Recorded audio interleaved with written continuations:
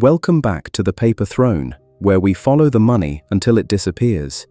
Today we're going to answer one of the most important financial questions of our time, and I promise you, the answer is far stranger and more disturbing than you think. Because the truth is, most of this debt, it doesn't exist, not really. It's not backed by gold, it's not backed by assets, it's backed by a promise that's becoming harder and harder to keep. And when that promise breaks, when the illusion shatters, history tells us exactly what happens next. Let me explain. If every country on Earth is drowning in debt, who exactly are they all borrowing from? The United States, $36 trillion in debt, and it grows by $1 trillion every 100 days. China, $15 trillion. Japan, $10 trillion. The European Union, over $14 trillion. The United Kingdom, $3 trillion. Even Germany, once the poster child of fiscal discipline, $3 trillion in debt. In total, global debt has now surpassed $315 trillion. That's more than 3 times the entire world's economic output, $315 trillion. To put that in perspective, if you spent $1 million every single day, it would take you over 863,000 years to spend that much money. But here's the question that keeps economists up at night. If everyone owes money, who's the creditor? Let's start with the basics. Who actually holds all this debt? When we talk about national debt, we're usually talking about government bonds, IOUs issued by governments promising to pay you back with interest. So who buys these bonds? First, there are foreign governments. China holds about $850 billion of US debt. Japan holds over $1 trillion. These countries buy treasury bonds as a way to park their massive foreign currency reserves. When China exports goods to America, it receives dollars. Lots of dollars. And what do you do with trillions of dollars? You can't just let them sit in a checking account, so you buy US treasury bonds.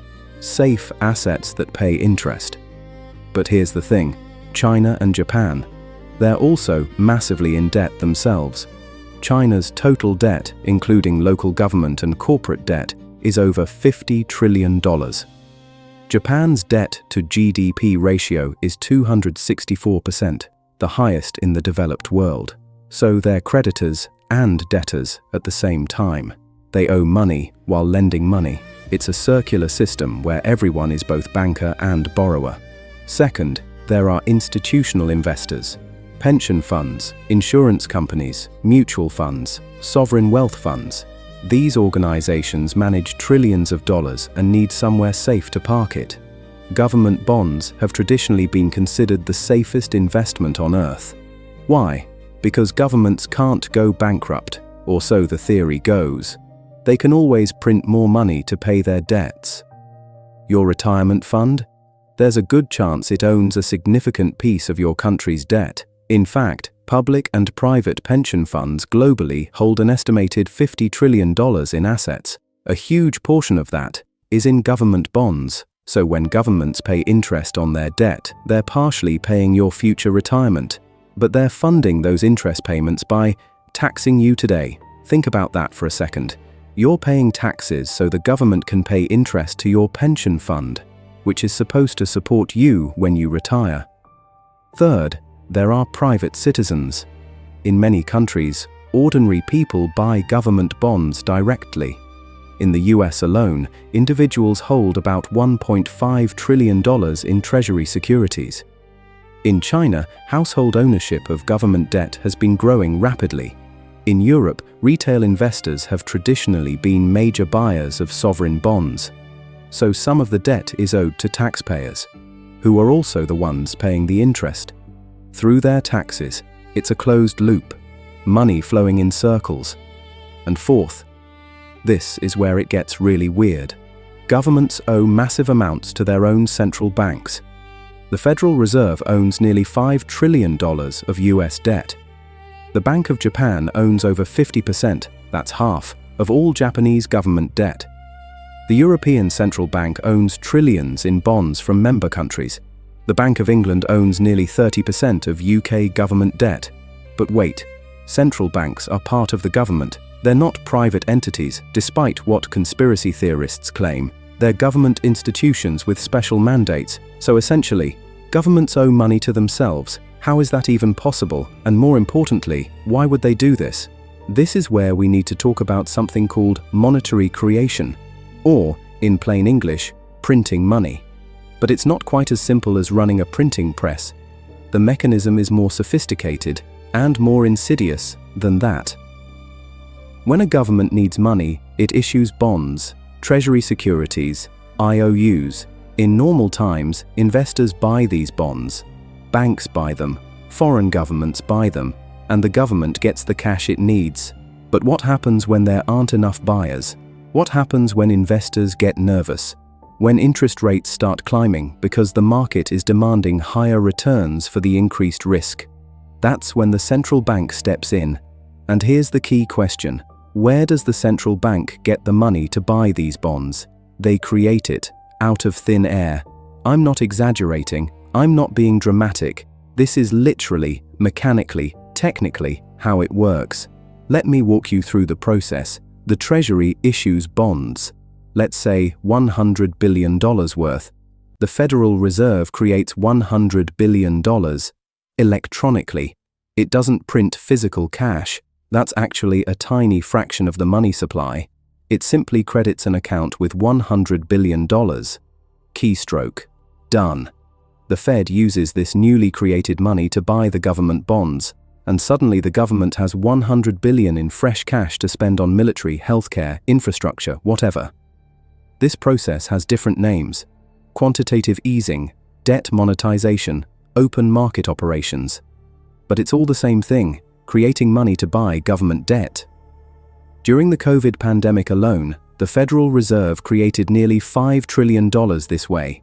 In just 2 years, the European Central Bank, over 4 trillion euros, the Bank of England, over £800 billion, the Bank of Japan. It's been doing this since the 1990s. For 3 decades, they've been buying government bonds with newly created money. It's why their balance sheet has exploded to over $7 trillion. Now you might ask, isn't this just printing money? Won't this cause inflation? Yes and yes, but central bankers will tell you it's different. They'll say it's temporary. They'll say it's sterilized. They'll use complex jargon to explain why this time is different. And for a while, it works. The money flows into financial assets, stocks, bonds, real estate. The wealthy get wealthier. The government can keep spending. But eventually, inevitably, that money flows into the real economy, into the prices you pay for food, housing, energy. And that's when people start to notice. But central banks aren't the only ones creating money. In fact, they're not even the biggest money creators. That honor belongs to commercial banks, your local bank, the one with the friendly teller and the free checking account. They create far more money than central banks ever could. Let me explain how. When you take out a loan from a bank, a mortgage, a car loan, a business loan, you think the bank is lending you money it already has, right? Money from other people's deposits? Wrong. Banks create new money when they make loans. This isn't a conspiracy theory. This isn't a fringe idea. This is openly acknowledged by central banks, by the Bank of England, by the Federal Reserve, in their own publications. Here's how it works. You apply for a $300,000 mortgage. The bank approves it. Does the bank take $300,000 from its vault? Does it withdraw $300,000 from its reserves? No. The bank simply types $300,000 into your account. New money, created from nothing. That $300,000 didn't exist before. It exists now. The money supply just increased by $300,000. And here's the beautiful part, from the bank's perspective. You now owe them $300,000 plus interest on money that didn't exist until they lent it to you. You'll spend the next 30 years working to pay back money that was created in seconds with a keyboard. This is called fractional reserve banking, or, in some modern interpretations, credit creation. The theory is that banks need to keep a certain percentage of deposits as reserves. In the US, that used to be 10%. So for every dollar in deposits, banks could lend out $10, but even that limit is gone now. In March 2020, the Federal Reserve reduced reserve requirements to zero. That's right, zero. Banks can now create as much money as they want, limited only by their capital requirements and their assessment of borrower creditworthiness. And this is how most money in the economy is created, not by governments, not by central banks, but by commercial banks, making loans. In the United States, over 90% of the money supply exists only as bank credit, digital entries in databases. In the UK, it's similar. In Europe, it's the same story. The vast majority of money isn't physical cash, it's debt, it's loans, it's promises to pay. So when we ask who owns the world's debt, we're really asking, who owns the promises that are keeping the entire monetary system afloat? And the uncomfortable answer is, the debt came first. Then the money was invented to match it. The money is the debt. They're the same thing. Now, if this sounds crazy to you, if this sounds unsustainable, you're right. And we know you're right because we've seen this before, many times, throughout history. Let me take you back to ancient Rome, around 200 AD. The Roman Empire was the superpower of its age. Its currency, the denarius, was the dollar of the ancient world, trusted, stable, accepted everywhere from Britain to Egypt. But Rome had a problem: constant wars, massive military spending, and an expensive bureaucracy. Sound familiar? To pay for all this, Roman emperors started debasing their currency.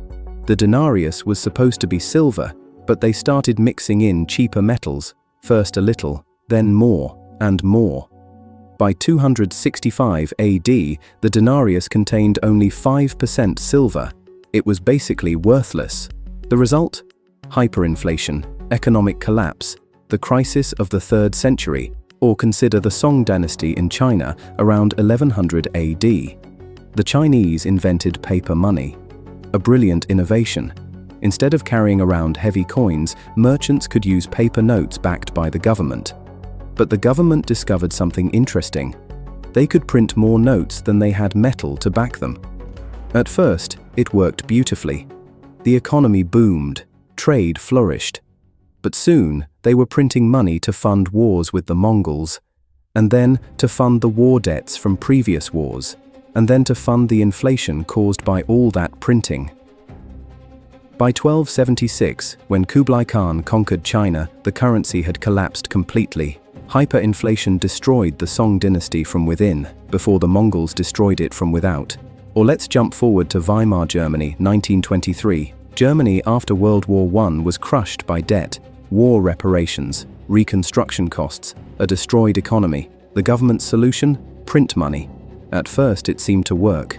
Unemployment fell, industry revived, but then prices started rising. First slowly, then faster, then catastrophically. By November 1923, $1 was worth 4.2 trillion marks.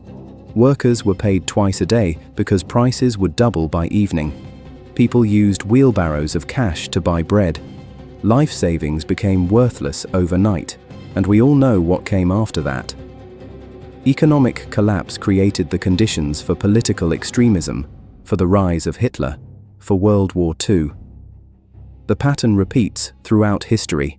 France in the 1790s with the assignat, the continental currency in America during the Revolutionary War, Zimbabwe in 2008 with inflation reaching 89.7 sextillion%, Venezuela today where the currency has lost virtually all value. The same story over and over. Excessive debt leads to money printing leads to inflation leads to currency collapse. Currency collapse leads to social and political chaos. Every single time. And here's what should terrify you. We're currently running the biggest version of this experiment in human history. Not just one country, not just one empire, every major economy, simultaneously. All printing money, all expanding debt. The US, Europe, Japan, China, the entire developed world is following the same playbook that has failed every other time it's been tried. So, let's come back to the central question. If this has failed before, why do we keep doing it? Because the alternative is politically impossible. Let me show you why this is actually a Ponzi scheme. A global Ponzi scheme that we're all part of. The global debt is $315 trillion. Let's say the average interest rate across all that debt is 3%. That means the world needs to generate $9.45 trillion every year just to pay the interest. Not to reduce the principal, not to pay down the debt, just to service it. Where does that $9.45 trillion come from? From economic growth, from productivity, from people working, producing, selling, consuming. Global GDP is about $100 trillion, so we need almost 10% of all economic activity just to pay interest on debt. But here's the problem. Economic growth is slowing down.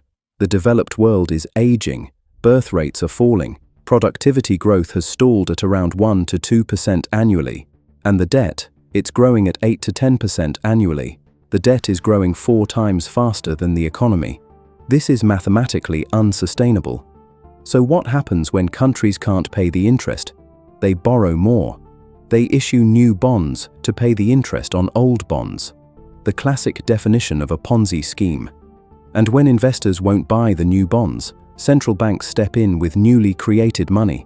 The system keeps going, but it requires constant growth in the money supply. More money, more debt, more inflation. And here's why it's so insidious. The system appears to work, until suddenly it doesn't. Japan has been running this experiment for 30 years. Interest rates near zero, massive money printing, debt to GDP over 260%. And so far, they've avoided a crisis. But at what cost? 3 decades of economic stagnation, an aging population with no growth, asset prices frozen in time. The US and Europe are following the same path. Low interest rates, massive money printing, rising debt. How long can it continue? No one knows, and that's what makes it so dangerous. So what happens next? There are really only 3 possible outcomes, and none of them are pleasant. Option 1, growth. If economies grow fast enough, they can theoretically grow out of the debt. Tax revenues increase faster than debt. The debt to GDP ratio improves, crisis is avoided. This is what happened after World War II. The US had massive debt, over 100% of GDP. But post-war economic growth was so strong that within 30 years, the debt ratio had fallen dramatically. But that required special circumstances: a young population, technological revolutions, expansion into new markets, cheap energy. Today, we have aging populations, slowing productivity growth, environmental constraints, and geopolitical tensions. The conditions for explosive growth simply don't exist anymore. Option 2, default. Countries simply refuse to pay. They restructure, they negotiate, they walk away from their obligations. This has happened many times in history. Argentina has defaulted 9 times since independence. Greece defaulted in 2012. Russia in 1998. Mexico, Ecuador, Venezuela. The list goes on and on. But here's the critical difference. Those were smaller economies, regional crises. What happens if the US defaults, or China, or the entire European Union? If a major reserve currency country defaults, the global financial system collapses. Trade stops, banks fail, currencies crater, pensions evaporate. The Great Depression would look like a minor recession by comparison. No rational government wants this option, so they'll do everything possible to avoid it. Which brings us to the most likely outcome. Option 3, inflation. This is the path we're already on, and it's the path of least political resistance. Governments and central banks will continue creating money. Debt will be paid off with currency that's worth less and less each year. Your salary will increase, but not as fast as prices. Your savings will grow, but not as fast as inflation. Your house value will rise, but so will property taxes, insurance, and maintenance costs. You'll feel like you're standing still while running as fast as you can. This is what economists call financial repression. It's a hidden tax, a transfer of wealth from savers to debtors, from citizens to governments, from the prudent to the reckless. And it will continue for years, possibly decades, until one of 3 things happens. Either the debt becomes manageable through inflation eating away its real value, or people lose faith in the currency and flee to alternatives, gold, Bitcoin, foreign currencies, anything that holds value, or a crisis forces a restructuring that should have happened years earlier, but with far more pain than necessary. History tells us this story ends the same way every time. So who owns the world's debt? The real answer is, nobody does. It's a fiction, a collective hallucination, a ledger entry backed by nothing more than faith in a system that's slowly coming apart. The debt isn't owned, it's owed, by all of us, to a system that created it from nothing and will eventually reduce it to nothing through inflation, default, or collapse. China holds US debt. But China's own debt is spiraling out of control. Your pension owns government bonds, but those bonds are being paid with money that's worth less every year. Central banks own trillions in bonds, but that money was created from nothing to buy debt that can never be fully repaid. It's a circular system. Everyone owes everyone else, and the only thing keeping it running is faith. Faith that tomorrow will look like today, that the money will keep flowing, that the music won't stop, but the math doesn't lie, and history doesn't forget. $315 trillion in debt, growing faster than the economy can sustain. The question isn't who owns it. The question is, what are you going to do when the bill comes due? Because it's coming. Maybe not today, maybe not tomorrow, maybe not for years, but it's coming. And when it does, everything you think you know about money, about savings, about security, will change. If you found this video valuable, hit subscribe to The Paper Throne. We're tracking the collapse in real time, following the money until it disappears. Check out the description for sources and links to dive deeper into this topic. And if you want to understand what happens when currencies actually collapse, watch my video on The Day the Dollar Dies. Thanks for watching. Stay vigilant, stay informed, and remember, the throne is built on paper, and paper burns.